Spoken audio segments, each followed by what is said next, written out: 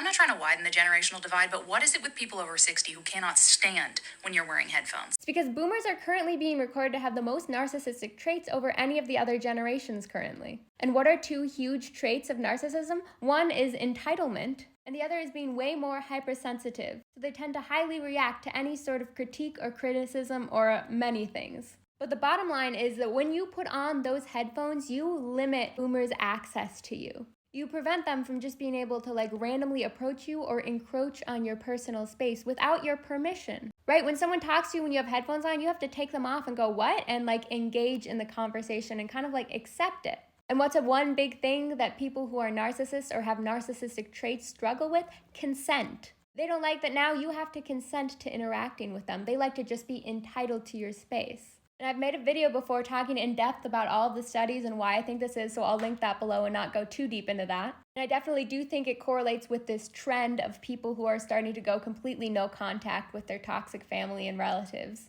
And there are a lot of interesting points when it comes to being in the workplace with this whole headphone debate. Because what do most companies and toxic corporations love more than anything? Total control and access to all of their employees at any point. And despite the fact that there's actually studies shown that listening to podcasts and music or whatever Netflix on the side kind of helps productivity. I remember at one point at my old job, which was ironically working in mental health care, so they should know these things, they blocked access to a lot of these sites. Which was no surprise because our CEO had a lot of narcissistic tendencies as well, but that was kind of my last straw at that company. And a lot of people will argue oh, it cuts off spontaneous creativity and conversations flowing. But it really doesn't. Just tap someone on the shoulder or wave a hand. It's not like when we're at work in the office, we're gonna shun you. But I think the bottom line is that older generations just see headphones as a sign of disrespect. When you really dig down to the bottom of what that disrespect is, it's just their frustration and their lack of total access and unregulated control over you, even down to what you're hearing.